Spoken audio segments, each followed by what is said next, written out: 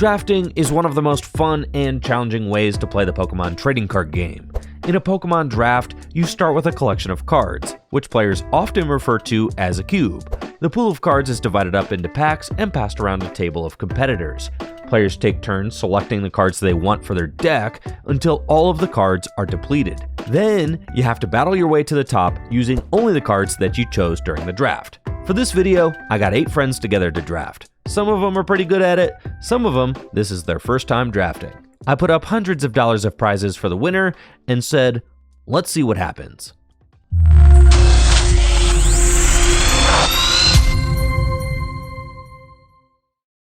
Welcome, trainers, to the first ever Tricky Gym Draft Battle Challenge. Today, you'll compete in a single elimination tournament to see which one of you is the Draft Battle Champion. You'll start by selecting cards for your deck, and then you'll build a 40-card deck from the cards that you drafted to compete to be the very best. Today's card pool includes some of the most nostalgic cards from the 2000s, like Delta Species Pokemon and the original Pokemon EX. Are you guys ready to get started? Yeah! Let's open pack number 1.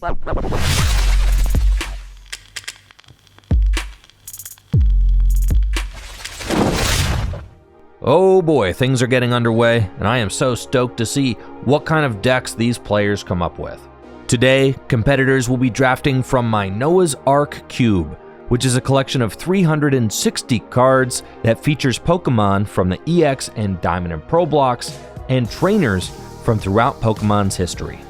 Each card in the draft pool is unique, so if these players see a card that they really like, they better take it, because it might not come around the next time. The draft pool is completely singleton, except the evolution lines come in pairs, hence the name, the Noah's Ark Cube. For instance, there are 2 different Bulbasaur, 2 different Ivysaur, and 2 different Venusaur. There are 2 different Magcargo, and 2 different Slugma, and so on and so forth. Let's take a moment to meet some of today's competitors and see what kind of decks they're building so far. Hi, my name is Fran. I first got into Pokemon as a kid when they first brought it over here in the 90s. Back then, my favorite Pokemon was Mew because it was pink and kind of looked like a cat. But my current favorite is Altaria. I played a little bit of the TCG back in like 2016. And then more recently, when my partner started working at Full Grip, I did get back into playing Standard. From there, I also started playing GLC. My favorite thing about the game is mostly just the people. I've made so many great friends getting to play these games, getting to see everybody every week. And I just know that whether I win or lose, they're there to support me. Everyone is always kind. Everyone is always helpful. So at this point, I show up week to week just to be with them. So as of right now, I don't really know how to feel. Kind of feels like straight garbage. I picked a lot of like the evolutions that I wanted, and then when the packs were coming back around, I noticed that the basics weren't there anymore. So just hoping with the next packs to like get some of those basics, hopefully start putting together more of a solid strategy, because right now it would really suck to have Ninetales, Rapidash, and Typhlosion, and then literally none of those basics, so. This is Fran's first time ever drafting Pokemon, and it looks like her strategy so far has been to narrow in on Fire-type Pokemon. What can I say? Drafting red cards is a classic first-time drafter's strategy. Down across the table, it looks like Craig is doing things a little bit differently. I'm Craig Davenport. I'm an engineer, and I've played Pokemon pretty much my whole life. I started around when I was a kid, 5 years old, playing the games, and was really always into the Pokemon cards, played a little bit here and there, picked it up in college a little bit, but then really got into it like right before COVID. And I've been playing Gym Leader Challenge for the most part for the better part of the last 2 or 3 years. And that's been my favorite way to play. Cubing, definitely not my strongest suit. I always, you get through the first pack and I never have any idea what's going on. I start trainers. That's kind of what I was going for. I was looking for all the trainers. I know there's not a lot of recovery. So I make sure I get the ordinary rod. I got Pokemon Reversal, right? I thought that was at least some gusting options potentially. Went with Clefairy to try and stop somebody else from getting the Clefable EX. Didn't want them to have that metronome, and maybe if I get it myself, it's not going to be the worst thing in the world. And I also got the Magmar with Dump and Draw, just to try and help set up a little bit. Starting with trainers and then seeing which Pokemon come around is a great strategy when it comes to drafting Pokemon. That way you get an idea of which types other players seem to be favoring before you commit yourself. Strategy is good and all, but there's always something to be said for just picking your favorite Pokemon and going with that. My name's Connor Devins. I'm from Detroit, Michigan. One of my favorite things about Pokemon is the fact that it's so deep and there's so many ways to interact with it and express yourself through it. Big part of it for me has been becoming a Pokemon professor, tournament organizer, and judge in the Michigan area. I'm sort of a cube expert. I have drafted a cube in my life not once but twice, so I think that really gives me a leg up on the competition. I didn't come down here from Michigan today to go home empty-handed, so I am planning on winning the whole thing. As far as my special pile, I think my pile is kind of unassailable. I think I got kind of the best picks possible. Early on, I got this Mareep, this Delta Mareep. I'm not exactly sure what it evolves into, but Ampharos is my favorite Pokemon, so I think it's a sign that it needs to be in the deck somewhere. I've also got this Nidoking and Nidoqueen. The Nidoking kind of buffs damage from the Nido fellas, so we'll see how the drafting process evolves over the next couple of packs. One of the things that I like most about drafting is that you're not just competing against one other player in battle, you're competing against everyone else at the table to try and assemble the best collection of cards to build your deck. And then you have to go in battle. Little decisions that you make during the drafting process can either pay off big time later on or come back to bite you. As these players round the corner to open pack number 2, their decks should start to come into focus. Well, that's the hope anyways. My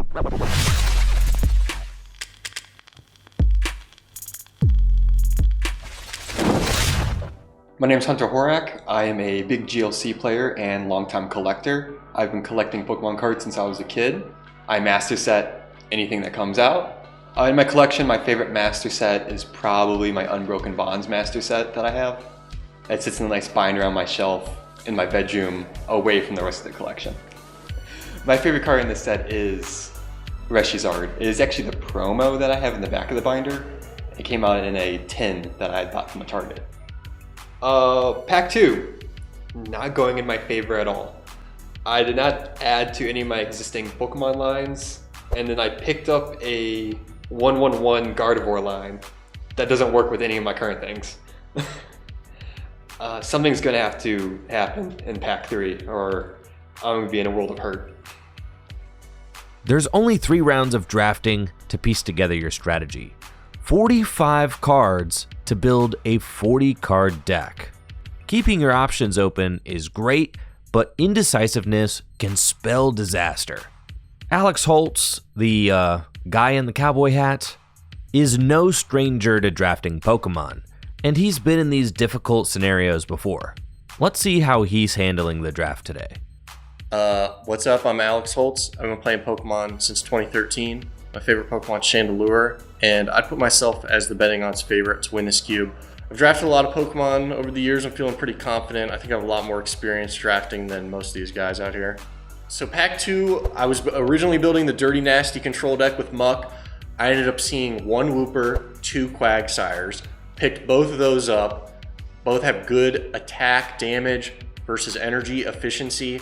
So on top of picking up a Shelter, which completes my Cloyster line from pack 1, I've really just turned this into a stage 1 water fighting aggro beatdown deck. It'll have some control stuff in there just for fun, but that's the direction that this is heading now. I like Alex Holtz's confidence, and it's not undeserved.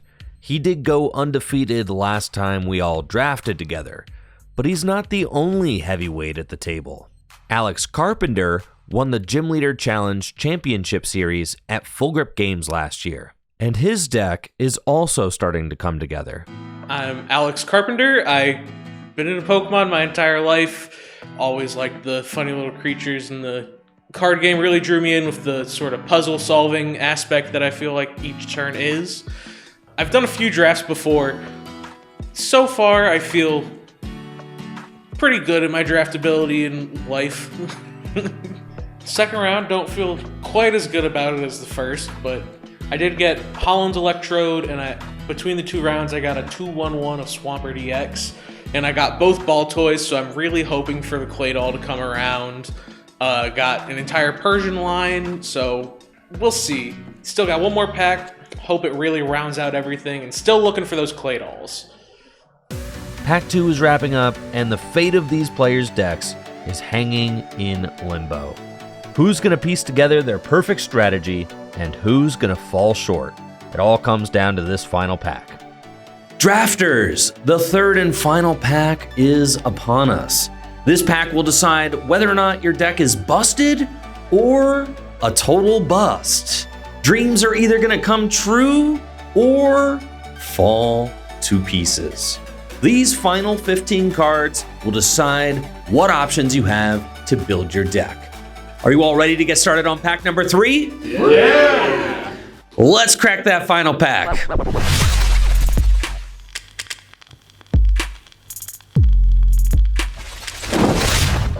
This is it. Only 15 more cards to draft, and then each player will have to take the 45 cards that they've drafted and build a 40-card deck with basic energy provided to compete against one another in a single elimination tournament. We still have 2 drafters left to meet, so let's check in with them as these players wrap up their decks. Hi, my name is Jack. My favorite Pokemon is Cacturn. I enjoy collecting special sets and cool arts of my favorite Pokemon.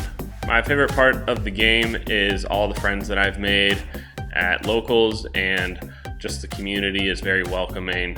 They're all great people. I feel good about the draft today. I've played this cube draft before.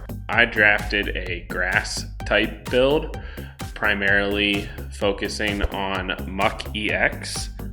I'm going to try to keep Muck EX alive with Blossom that can heal, because giving up 2 prizes for 1 knockout will be tough.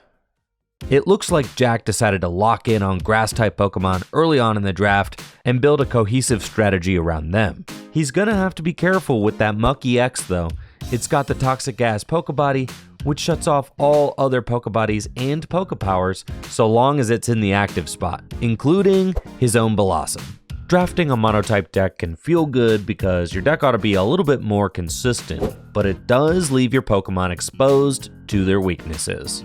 Let's see what our final contestant is brewing up. My name's Alec. I've queued before, I've drafted before. I make card games for my hobby. Working on a card game right now. It's my favorite thing is cards and playing them, so this is super natural for me. My favorite Pokemon is Chimecho. He's just a cool little guy, and yeah, I'm excited to play today. My strategy right now is draw cards. That's the best way to play the game, draw cards. I have Firestarter Blaziken. I was able to get him, so we might be accelerating some energy. I did get a Camerupt that discards energy when he attacks, so discard 2, attach 1 with the Blaziken. Seems like a cool loop. Hopefully I have enough fire attackers to finish out the game. I do have a couple recovery cards in there too. I'm feeling pretty well rounded. Hopefully I'm just able to get out of the gate faster than my opponents. Players are just about done drafting the cards they need to build their 40-card decks. After they're done drafting, the players will break apart and build their decks, then prepare for battle in a single elimination tournament. Let's take a look at the awesome prizes these players are competing to win today. Today's top 8 finishers, or round 1 losers, will receive a gift card to the Green Dragon Inn. The drafting portion of this video is actually filmed in the Green Dragon Inn. The Green Dragon Inn is a medieval-themed board game bar and cafe located right next to Full Grip Games in Akron, Ohio. It's a wonderful place to meet up with friends and family, enjoy a board game, and grab a drink or bite to eat. Top 4 finishers will receive a gift card to Full Grip Games. FullGripGames.com is the best place to buy Pokemon trading card game singles and sealed products. They have a huge library to choose from and phenomenal service to back it up. Today's finalist will receive an Elite Trainer Box from the very popular set, Surging Sparks, and the winner will take home a booster box of Surging Sparks, as well as a case of Dragon Shield sleeves. Dragon Shield makes the highest quality sleeves and accessories for your favorite tabletop games, like the Pokémon TCG. I've been using Dragon Shield sleeves to protect my Pokémon cards for years. They are the longest lasting and most durable sleeves you can buy, and they come in a variety of styles to fit exactly what you're looking for.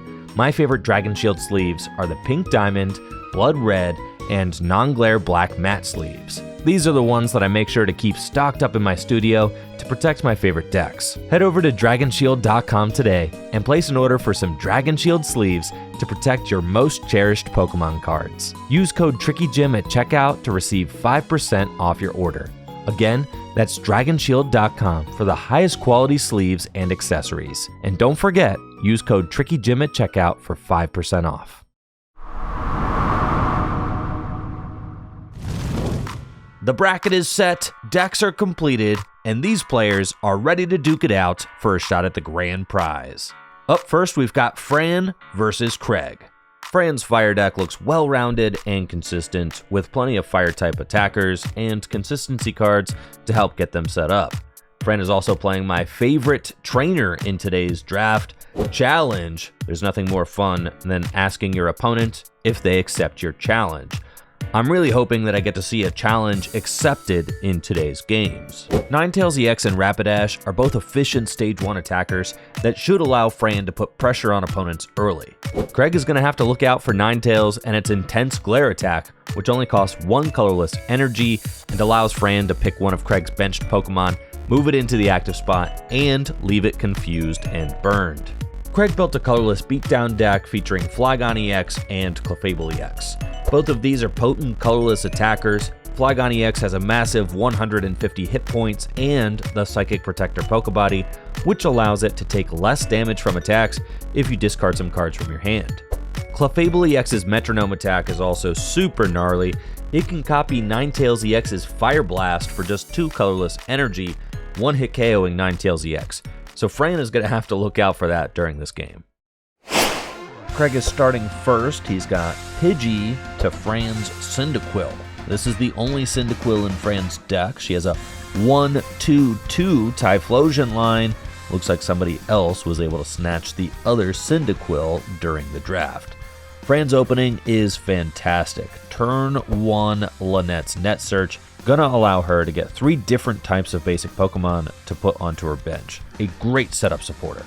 And oh no, all of the basic Pokemon that Fran wants to get are fire type, so she has to pick one, and she's going with Ponyta. Craig's only supporter in hand is Karina's Focus, but he doesn't have any great ways to thin his hand down in order to draw more cards.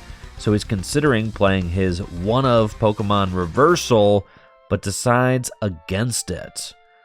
Karina's Focus draws 2, finds him Clefairy, and he does have that Clefable EX in hand, so in a couple of turns, Craig will be putting pressure on with Clefable EX. While Craig and Fran go through the motions of setting up their attackers, let's take a look at the other top 8 match underway between Jack and Connor. Right away, I am concerned about the lack of supporter cards in Jack's deck. Just 3 supporter cards is probably not enough to help set up the 3 Stage 2 Pokemon that Jack has featured in his deck. Now he does have Cleffa, which could save the day with its Eek attack, but he's going to have to find it first. Connor's deck also features 3 Stage 2 Pokemon, 2 Nidoqueen and 1 Nidoking, but he's got the trainer cards to back it up. With both Gloria and Dunsparce, I expect Connor's early game to be strong, and then once Nidoqueen is online, it can use the Invitation Pokepower to search for a Pokemon every turn of the game. The more Pokemon Connor sets up, the more powerful his deck becomes, thanks to the other Nidoqueen from Fire Red Leaf Green and its Power Lariat attack, which does 40 damage plus 10 more damage for each evolved Pokemon Connor has in play.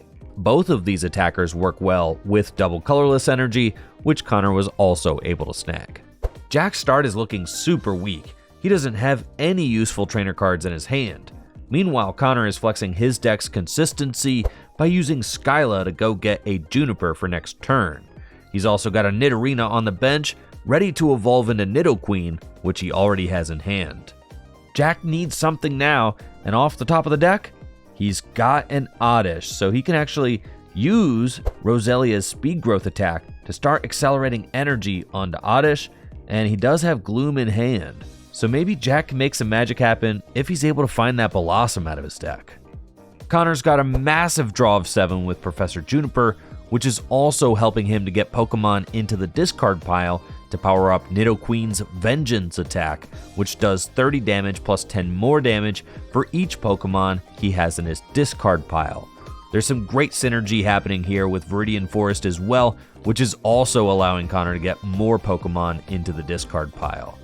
Jack has Blossom in hand for next turn, but is deciding to go on the aggressive with Warp Point to serve up a Frustration for 30 damage with Gloom. This is super risky. All Connor needs is a couple more Pokemon in the discard pile, and he'll be able to Vengeance for knockout. Connor's got some draw available with Lily, but is unable to get more than 3 Pokemon in the discard pile this turn, meaning that Jack's Gloom is going to hang on with just 10 hit points remaining. He really dodged a bullet with this one. Jack's going to get to evolve into Blossom, but he is not out of the woods yet, or should I say, out of the Viridian Forest. He'll use Heal Dance to heal 20 damage from Blossom, and then has to rely on Miracle Powder to try and buy more time. If he flips a heads, he'll get to inflict paralysis. Here we go! And he's got it!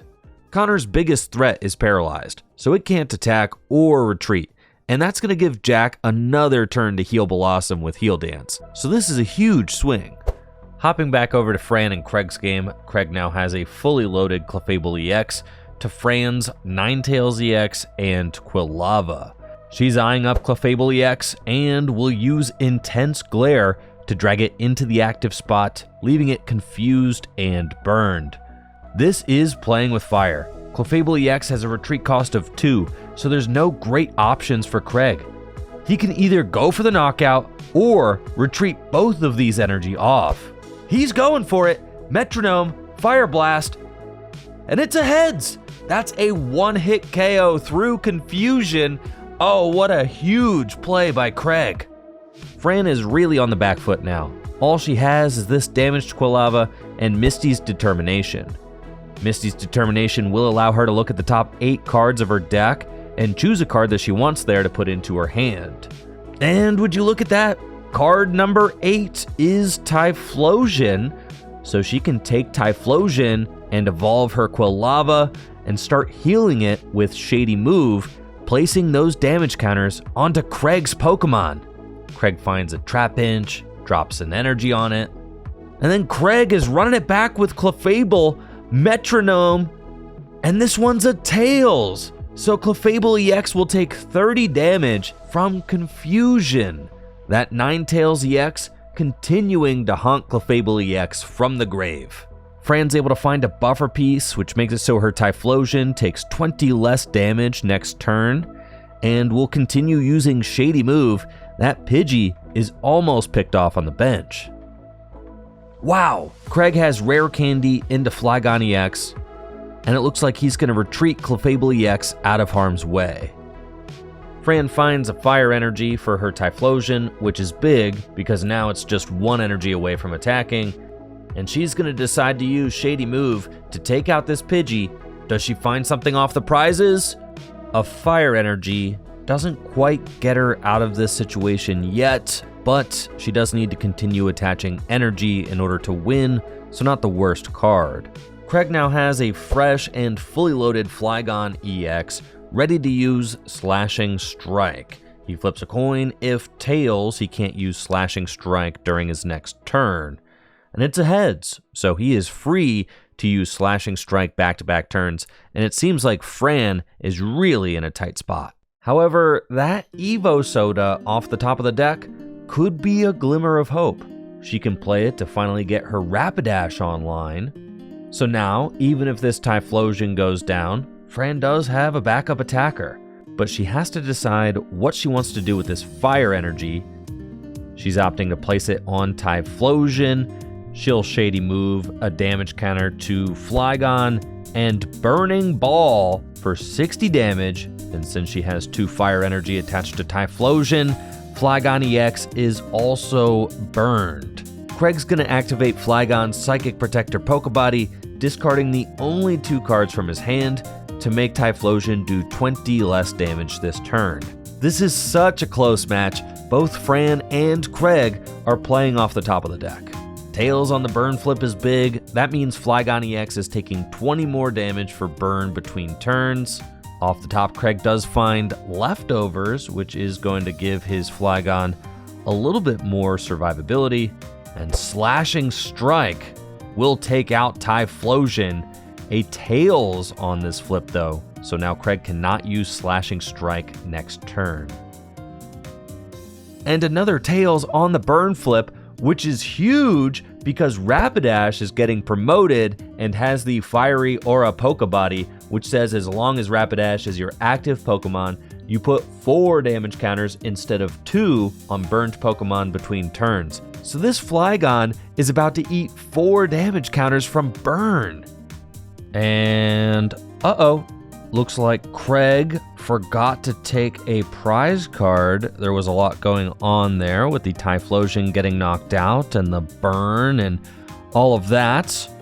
But I can't retroactively go back in time and make Craig take this prize, so he is making life a lot more difficult on himself. But thankfully, Fran did not have a fire energy to attach to her Rapidash and just has to pass. That burn damage did rack up a little bit more on the Flygon, but Craig only has a Trapinch off the top, so he has to pass too. This is a nail biter. Which one of these players is going to draw out of this first? Fran, top deck switch, pass. Craig, top deck grass. And he can actually use Dump and Draw to discard this grass energy and draw 2 cards from his deck, so that's a pretty good use of the grass energy.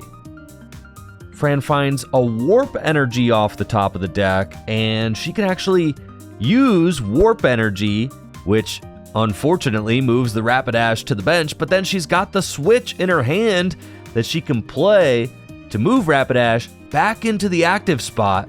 And now Rapidash can use Searing Flame, which only does 10 damage, but it inflicts burn, and combined with the Fiery Aura Pokebody, that's 50 damage, which will knock out Magmar. Craig may have drawn some cards last turn, but his hand is looking terrible, and if either of these damaged Pokemon EX get knocked out, Fran is gonna win the game. The only thing standing between Craig and victory is this Rapidash. But unfortunately, Flygon EX's Slashing Strike only does 70 damage, and Rapidash has 80 hit points, so it's going to hang on with just 10 hit points remaining, and Rapidash is going to be able to win the game with its Searing Flame attack. It may only inflict 10 damage, which Craig can block with his Psychic Protector Pokebody, but that 4 damage counters from the Fiery Aura Pokebody is going to finish off the Flygon EX, and Fran wins her first match of the tournament. I was kind of surprised, but the deck ended up coming together to do what it was supposed to do. Strangely optimistic, now that I've gotten to play and see how things can unfold. Top 4 is going to be fun. We'll see what surprises my opponents have for me. I think it's a really neat deck. While Fran and Craig's game was wrapping up, Connor was able to dodge a second round of paralysis and use Nidoqueen's Invitation Pokepower to search out Nidoking, who has the Power Gene Pokebody, which boosts Nidoqueen's Vengeance attack damage by 10. With Nidoqueen swinging for 80 damage a turn, Connor was able to make quick work of Jack's lackluster board and get the dub. Yeah, top 8 was great. Had a lot of very strong opponents just to get to this point, so I'm really happy to be here. The deck just, did everything it was supposed to do. I got the Nidoqueen set up and swinging on turn 3, which was everything you want. The combo of the Viridian Forest to discard my Pokemon that are just in the deck just to be discarded pretty much. To fuel the damage amp on the Nidoqueen was exactly what I needed. Prizing my Escape Rope was tough to get me out of a key paralysis turn. but I was able to persevere and flip heads on sleep at exactly the right time and take that last knockout. Yeah, I'm not worried about facing any other deck in this room. I think I've got the most consistent deck anybody could ever have. I've got like 6 draw supporters in the deck. I've got Skyla in there, so I can get Professor Juniper if I need to, or any of my other cracked supporters. So I think as long as I can get set up and do what I'm trying to do, then I'm pretty unstoppable. Connor's feeling really confident with his Nido deck after punching a ticket to top 4, where he'll face off against Fran. Moving down to the back half of the bracket, we've got Hunter versus Alex Holtz and Alec Reiner versus Alex Carpenter.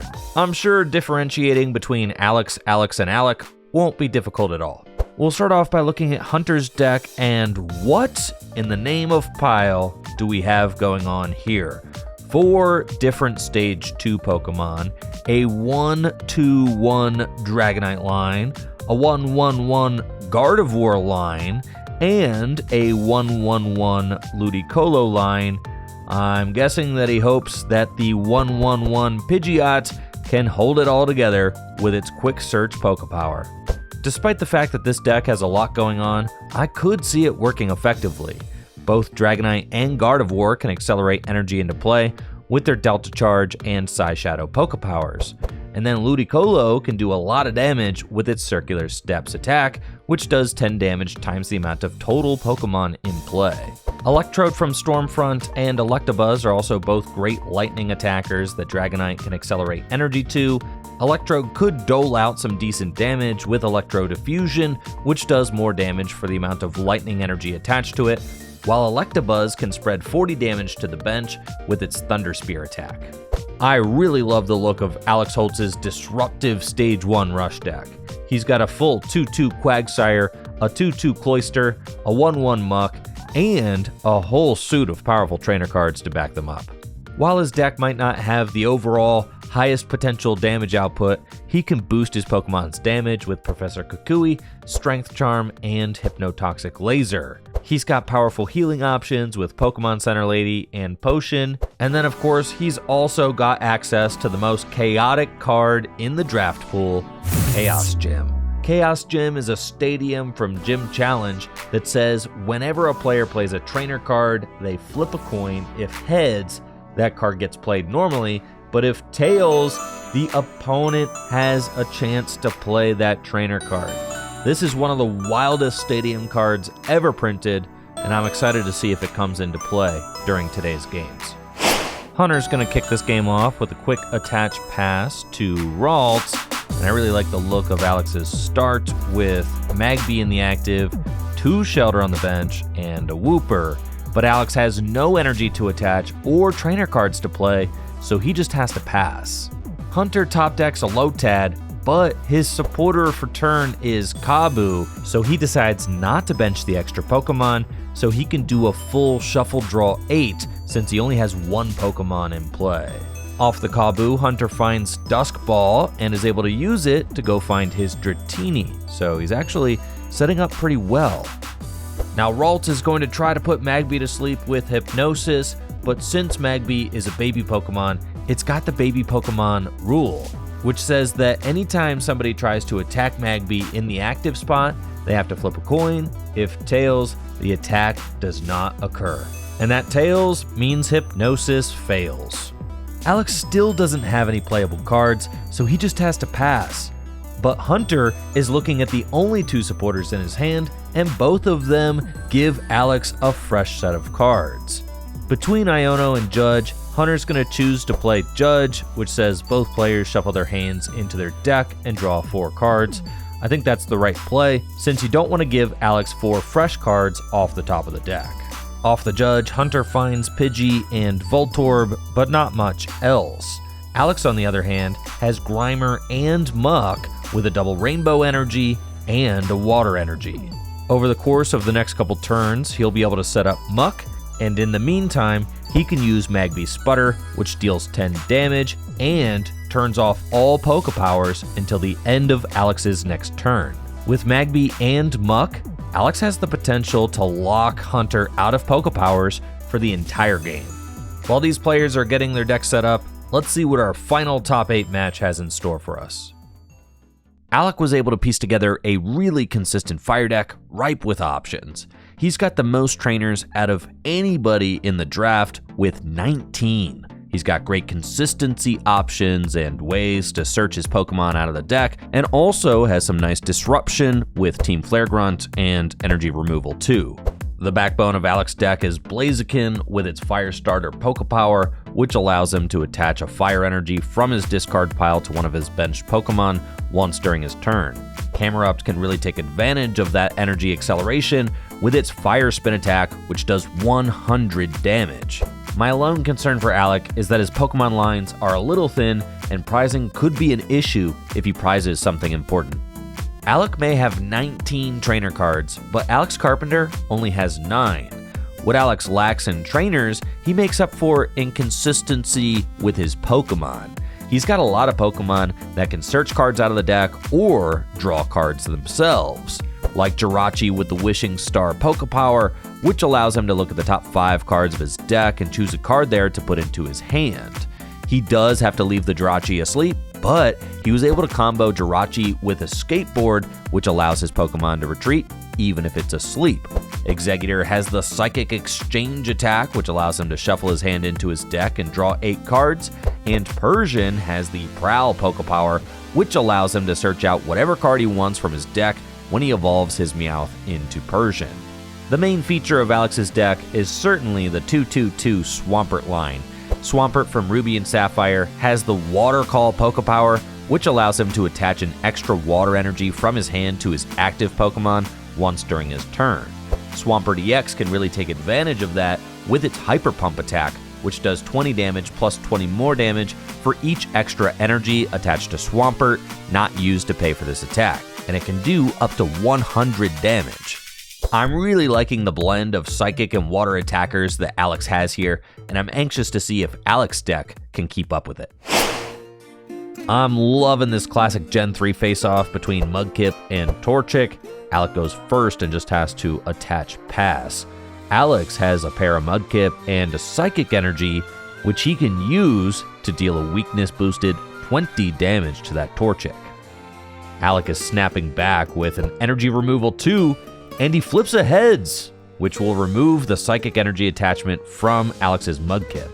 Tate and Liza, nice shuffle draw option for Alec. He gets to shuffle his hand into his deck and draw 5 cards. Off the 5, he finds Combuskin, so he can evolve his Torchic, and he's got Blaziken for next turn. Alex says, I see your 1 Combuskin, and raise you a pair of Marshtomp. But Alex has no other energy in his hand, so he just has to pass. Alec evolves Combuskin up into Blaziken and has Pokemon Fan Club, which he can use to search out 2 other basic Pokemon from his deck. And that's a good thing, because his board is looking kinda sparse right now. Off the Fan Club, Alec picks Vulpix and Numel. I like this a lot, since Vulpix can evolve into Ninetales with the Safeguard Pokepower, which cannot be damaged by Pokemon EX. So even if Alex were to get Swampert EX into play, Ninetales would be able to wall it off. Alex top decks Steven's Advice, which is huge for him. He's able to draw a card for each of Alex's Pokemon in play, so he can draw 3 cards. Off the 3, he finds a Water Energy, Meowth, and Mallow. He can bench the Meowth, which can evolve into the Persian, which is already in his hand, so that he can search out whatever he wants from his deck. And now that he has a Water Energy, he can evolve his active Marshtomp into Swampert and start putting pressure on with that Hyper Pump attack. Alec top decks Pokemon Communication, but doesn't have any Pokemon in his hand to swap out for something new, so he just has to pass. And here comes Persian with its Prowl Pokepower, allowing Alex to search his deck for whatever card he wants. Off the Prowl, Alex is going to grab a Psychic Energy and then use Mallow, which allows him to stack whatever 2 cards he wants on top of his deck. This turn is really putting Alex Carpenter and his Swampert deck in the driver's seat. Alec is going to have to find something soon in order to keep up.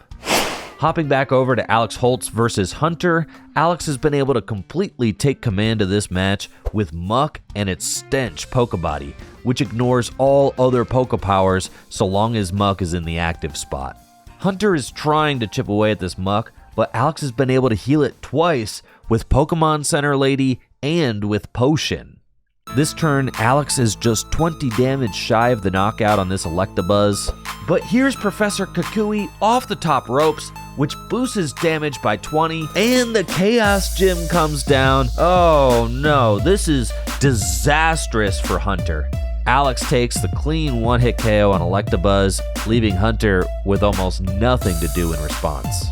Hunter's gonna try to stall for time with Dragonite, which does resist Grass by 30, but since it can't use its Poke Power, the outcome of this match is inevitable, and Alex is able to eventually take the win with his Stage 1 Rush deck, completely denying Hunter a single prize card. Did a hard pivot away from the muck in pack 1, but ended up including it in the deck as a 1/1 line with a couple grass. And thank God I did, because I basically just put that thing in the active and poison ringed with a double rainbow and turned off Poke Powers with Stench until we eventually won. It wasn't the most exciting game. We had a backup attacker set up, didn't have to use it. I included a Magby as well, just as sort of a free retreat and colorless attack pivot Pokemon. And it was able to sit in the active and absorb some attacks early in the game so that I had enough time to get my muck set up, which was nice. It also was able to use Sputter, 10 damage, shuts off Pokemon powers for a turn. Can't beat that. With Alex Holtz ascending into top 4, that means there's only one spot left. Will it be Alex Reiner with his Blaziken deck, or Alex Carpenter with his Swampert deck? Blaziken has finally started chipping away at this Swampert EX, but there's no backup behind the Blaziken. Alex Reiner's draws have not been fantastic, despite the fact that he has 19 trainers in his deck. However, this could all change with this Team Galactic's wager. Both players play rock, paper, scissors, and the winner gets to shuffle draw 6, while the loser has to shuffle draw 3. And Alec is victorious, so his game plan gets a fresh breath of life with 6 new cards. With this teammates, Alec is going to be able to search his deck for Ninetales, which can't be damaged by Pokemon EX. So Alec will evolve up and start applying pressure with Quick Attack. Thankfully for Alex Carpenter, Swampert can poke around Ninetales with its Crushing Wave attack, which does 40 damage to any Pokemon Alex wants. Alex slaps a third energy on Ninetales, and Will-O-Wisp is coming in for 50 damage, making it so Swampert only has 1 hit left before it goes down. But that Gorobus is looming on the bench and will make quick work of this Ninetales eventually. Crushing Wave is going to finish off Alec's damaged Numel, so Alec goes and fishes out another one with Computer Search. Ninetales can take out Swampert with Will-O-Wisp this turn, and Alec forgets to take a prize card. Am I going to have to follow these guys around and make sure everybody takes their prize cards next time? Fortunately, it's not going to have an impact on this game because Alex Carpenter is going to be able to sweep the remainder of Alex's Pokemon with Gorobus and its Psychic Snap attack, which does 30 damage plus 20 more damage since Gorobus has a Psychic Energy attached to it with the Holland's Electrode. First round, I did what I want the deck to do. I had pretty much every piece of the Swampert line in my hand by turn 2. The issue was I did lack a little bit of energy, but eventually found a Steven's advice that helped me get there. I'm feeling about as confident as I can be, as long as the deck does what I want it to. No worries. With the final top 8 match wrapped up, this field of competitors has been cut in half. But there can still only be one grand prize winner. Which player do you think is going to take it all home? We've got some exciting top 4 action ahead, with Fran and her Fire deck against Connor and his Nido deck, and the Battle of the Alexes. Let's get into it. Fran opens Slugma to Connor's Drowsy, attaches and passes it over to Connor. Connor has got a phenomenal opening with Gloria, which is going to allow him to search his deck for 3 basic Pokemon and put them straight onto his bench. Off the Gloria, Connor's going to grab Nidoran Female and Ghastly. He's got his other Nidoran Female in hand, so he can just drop that down, and I think he prized his Nidoran Male, or else he would have grabbed that for sure. And look at that, Fran is popping off turn 2 Evo Soda is going to evolve this Slugma right up into Magcargo EX. Fran doesn't have any other cards worth playing in this hand, so she's just going to opt to play Professor Birch's Observations. And this could go one of two ways. If she flips a heads, she gets to draw 7 cards. A tails, and she only gets 4. And it's a heads, so she's going to get 7 fresh cards off the top of the deck. Off the Birch, Fran finds a Vulpix, and we've got ourselves a challenge, ladies and gentlemen. Fran will ask Connor if he accepts the challenge. If Connor accepts, then both players can search their decks and fill their bench with basic Pokemon. If Connor denies, then Fran gets to draw 2 cards. And it looks like Connor has denied the challenge, so that's plus 2 cards for Fran. Magcargo EX uses Melting Mountain, which deals 20 damage, and Fran has to discard the top card of her deck. If it's a basic energy, she can accelerate it, but it's a warp energy, unfortunately, so she has to discard it. Connor's going to put Viridian Forest into play and use Bianca to fill his hand to 6 cards. Escape Rope comes down, so Connor will push his Ghastly into the active and force out Vulpix, and just has to pass. He's looking for a Nidorina, but he's prized one, so he only has 1 Nidorina in the deck right now. Fran is completely unfazed by the Escape Rope and has Birdkeeper in hand, so she can switch Magcargo back out into the active spot and draw 3 cards. She also has Giant Stump, which she's going to play to counter Connor's Viridian Forest. I guess you could say that Fran totally axed down the Viridian Forest and left just a Giant Stump remaining.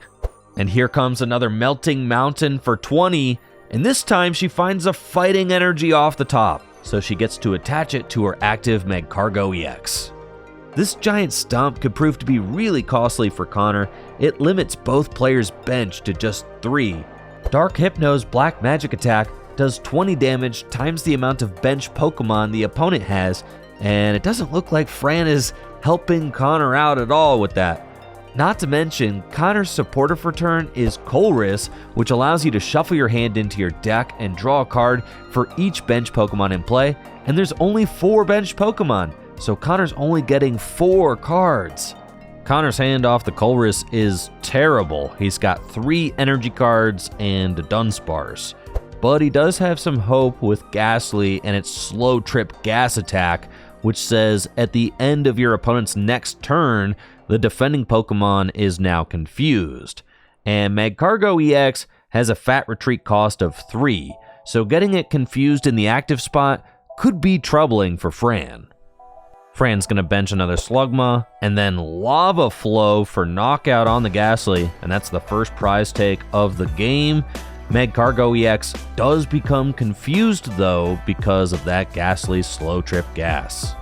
Looks like Connor is going to continue to rely on special conditions and opts to go for Dunsparce with a Sudden Flash, which does 10 damage and inflicts paralysis, which means the Magcargo EX is no longer confused. It's actually paralyzed now.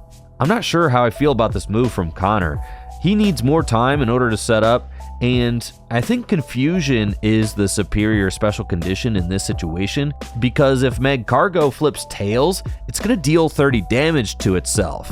And if you attach energy to Dark Hypno, maybe you have some chance of finishing off Magcargo, since it only has 90 hit points. But now that the Magcargo is paralyzed, all it takes is 1 Tails flip from Dunsparce, and Magcargo EX will be back to slinging 1-hit KOs. Fran's going to use Luxury Ball to go get herself a Cyndaquil, attaches an energy to Vulpix, and of course, she has Switch to pivot Magcargo EX out of the active spot and promote Vulpix, which will be able to retreat back into Magcargo so that Magcargo can continue swinging. But that's not all. Fran also has Desert Shaman, so both players will shuffle their hands into their decks and draw just 4 cards. And Fran is going to choose to retreat that Vulpix back into Magcargo EX and Lava Flow for a 1-hit KO. Connor has Lily to draw a couple of cards and a double colorless energy dropped on his other Nidoran, but I'm really wishing that this Dark Hypno had some energy attached to it so that he could be dealing 60 damage to the Magcargo EX this turn. Instead, he's going in with Nidorann's Tail Whip, and it's a heads, so that means Magcargo EX can't attack next turn. This could buy Connor some much needed time, unless Fran has another trick up her sleeve. Fran's play this turn is Gladian, which allows her to look at her face-down prize cards and swap Gladian with one of her prize cards, and this is huge. She's able to find her Ninetales EX and evolve her bench Vulpix into Ninetales EX, so now she has a valid backup attacker. Still, this Magcargo EX has a retreat cost of 3, and it doesn't look like Fran is anxious to retreat it, so she's just going to be patient and pass it over to Connor. Connor's got Juniper this turn, so he can discard his hand and draw 7 cards, and he is desperately looking for that Nidorina, and he still can't find it. He's got a fully loaded Nidoran on the bench, but no Nidorina. This is devastating. So it looks like Connor just has to rely on Tail Whip again, and sure enough, he's got another heads. Fran's going to play this patiently and not retreat Magcargo EX. I mean, the Nidoran has to flip tails eventually, right? And Connor is still unable to find that Nidorina off the top of the deck. He's got Nidoqueen now, but no Nidorina. And taking a look at Connor's deck list, this is a key weakness. He doesn't have any trainer cards that allow him to search out specific Pokemon from his deck. And it looks like Nidorina is still stuck at the bottom. Connor goes Energy to Hypno and one more Tail Whip. And this one finally fails. Fran is getting this board loaded up. Lava Flow for knockout on the Nidoran. Can Connor do anything? Skyla, and there are no trainers in Connor's deck. That Nidorina is in the bottom 2 cards. And finally, Connor just has to Black Magic for 60 damage, but this is too little, too late, because Magcargo EX can take the final knockout for the game, and Fran will be the first player to enter the finals of the first ever Tricky Gym Draft Battle Challenge. How do you do it? I don't know. It's kind of crazy. Like, yeah, I've never done a cube before. I've never done like a draft like this before outside of like pre-release tournaments. It was a totally different game from my first one. This game, I took all 4 prizes with Magcargo EX. How are you feeling about this? Feeling like I want to pass away, Andrew. Now we know that Fran and Alex will meet up in the finals. We just have to determine which Alex. Let's get down to the table and see what's happening. It's looking like Alex Holtz has been pretty slow getting out of the gates. He's played 2 supporters so far, but hasn't gotten any evolutions into play. Meanwhile, Alex Carpenter has a fully evolved Swampert from Ruby and Sapphire, and here comes a Claydol EX with a Marshtomp in the active spot and Steven's Advice for a draw of 5. I mean, this is looking phenomenal for Alex Carpenter.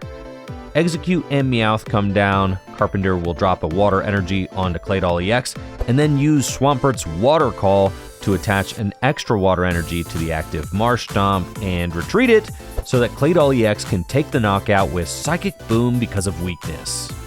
Holtz is on the back foot now, brings up Stantler, and uses Screechy Voice, which confuses Claydol EX, and with Chaos Gem, maybe Carpenter will get stuck for a turn. Carpenter is going to deny Holtz any shenanigans with that Chaos Gem, and quickly counters it with Energy Stadium instead. Energy Stadium combos extremely well with Swampert from Ruby and Sapphire, since it's allowing Carpenter to bring energy back from the discard pile that then he can just accelerate back into play. And what's this? Do I see a plunge attempt coming up? Marshtomp on the bench has the plunge Poke Power, which says once during your turn before you attack, if Marshtomp is on your bench, you may flip a coin. If heads, move all energy cards attached to your active Pokemon to Marshtomp. If you do, switch Marshtomp with that active Pokemon. And with that heads flip, Carpenter has moved Marshtomp into the active spot and will Mud Shot for 50. Holtz goes energy to Wooper and Screechy Voice for 10 damage with Confusion. And Carpenter has got another Team Galactic wager for us. Rock, paper, scissors. We've got a pair of ties, and Holtz gets the dub. That's 6 fresh cards for Alex Holtz. Galactic's wager has not paid off for Carpenter once this tournament so far. Hilariously, Carpenter's 3 cards are loaded compared to Holtz. He's able to find Persian and evolve it using its Prowl Pokepower to go search for Swampert EX. And this Swampert EX is about to wreak havoc on Holtz's undeveloped board. Here comes a huge Hyper Pump, and that Stantler doesn't stand a chance. But wait, Holtz has a Hyper Pump of his own from Quagsire, which will dole out 40 damage to Swampert EX. With both Swampert set up now though, Carpenter's board is looking impenetrable, as his Hyper Pump is going to be able to deal 80 damage this turn to one-hit KO that Quagsire.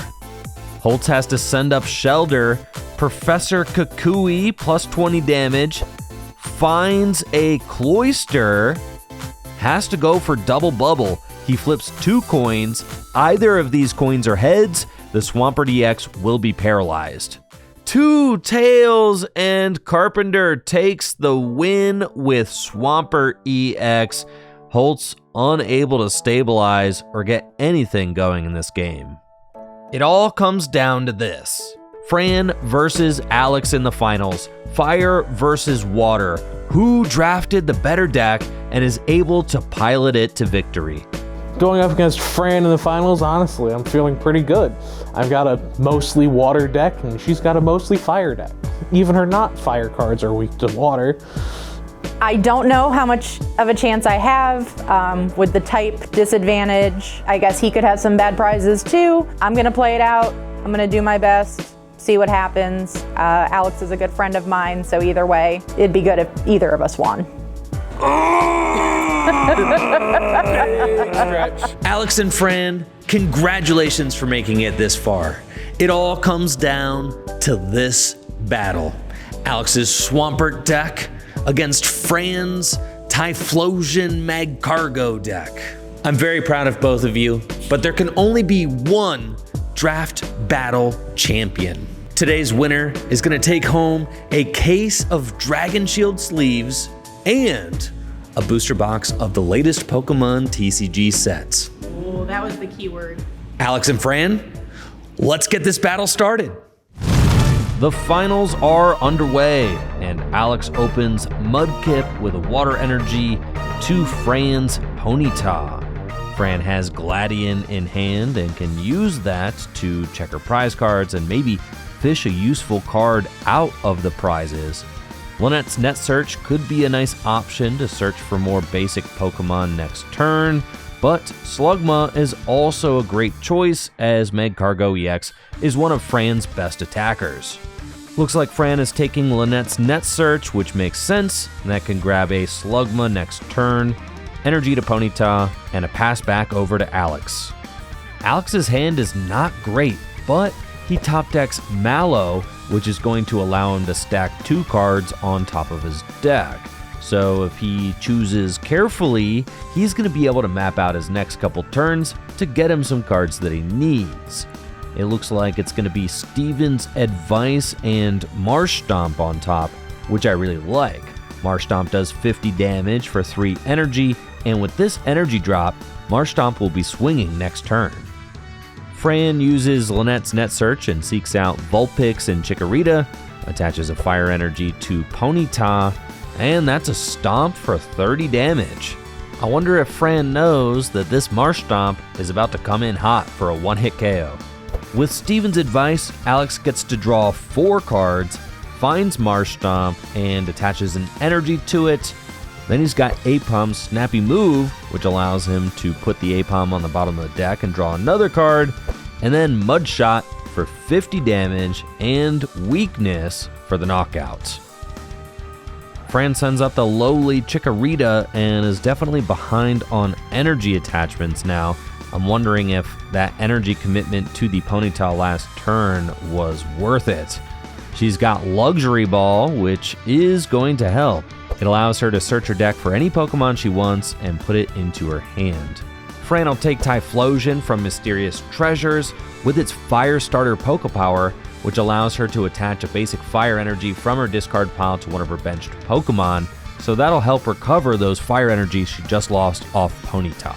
And this Typhlosion, while weak to water, only has a plus 30 weakness, so it's not quite as devastating as the rest of her water-weak Pokemon. Fran starts loading up Typhlosion, and now things are going to get interesting. Alex has both Swampert in hand and has to choose which one he wants to commit to. Alex evolves into Swampert from Ruby and Sapphire and uses Hypno Splash, thinking he's going to take a prize card, but no, Chikorita resists water by 30, so that's just 20 damage, and it gives Fran another turn to set up. Fran's got Evo Soda, which she can use to go search out Ninetales EX. Typhlosion uses its Fire Starter Pokepower to accelerate an extra fire energy from the discard pile to Typhlosion, and then Warp Energy will wake that Chikorita up, move it out of the active spot, and clear the way for a big Evaporating Heat, which discards a water energy attached to the defending Pokemon. This is a huge play from Fran, and Swampert is nearly knocked out. Alex is going to Water Call to attach a water energy from his hand to Swampert, replacing the one that got discarded, and attach a Psychic Energy from hand to Claydol EX on the bench for turn. And then this is about to be a huge Hypno Splash. This entire game could ride on whether or not Fran wakes up from sleep. Here he goes, Hypno Splash, 80 damage with weakness. Does Typhlosion wake up? No! Typhlosion stays asleep. This is a crushing turn of events for Fran. Fran can evolve into Bayleaf on the bench, but just has to pass, and Typhlosion wakes up. Too little, too late. Alex is going to attach Holland's Electrode to the Claydol EX on the bench, and then take the knockout with Hypno Splash, going to just 2 prizes remaining. Fran promotes Bayleaf and needs a little bit of a miracle, and off the top of the deck, her prayers are answered. She's got a fighting energy and is going to be able to Poison Powder to take a knockout on Swampert, leaving Alex with just Claydol EX. This game is coming down to the wire. Claydol EX is going to take the knockout on Bayleaf with Shadow Crush, leaving Ninetales EX to face off against Claydol EX. Ninetales EX has that intense glare attack, which allows you to switch one of your opponent's bench Pokemon with the defending Pokemon, and then the new defending Pokemon is now burned and confused. But unfortunately, that attack doesn't do anything if Alex doesn't have any benched Pokemon, and Alex is just sitting there with a lone Claydol EX. So Intense Glare does nothing to Alex's board. Shadow Crush does 60 damage, takes out Bayleaf, and leaves Alex with just 1 prize remaining, only 1 prize card standing between him and that grand prize. Fran's last hope is to use Desert Shaman. Both players shuffle their hand into their deck and draw 4 cards, but Fran doesn't find anything useful and has to pass since Intense Glare does nothing to the active Claydol. Alex has a big Shadow Crush for 60 damage, discarding the fighting energy from Ninetales EX. Can Fran respond? Is there anything that she can do to get out of this situation? No! A concession from Fran, and Alex is your draft battle champion! Congratulations to both players for making it this far, and huge props to Fran for making it all the way to the finals of her first draft ever. Fran won't be walking away empty-handed, of course. She's won the Surging Sparks Elite Trainer Box, and Alex Carpenter, your draft battle champion, will take home a case of Dragon Shield sleeves and a booster box of Surging Sparks.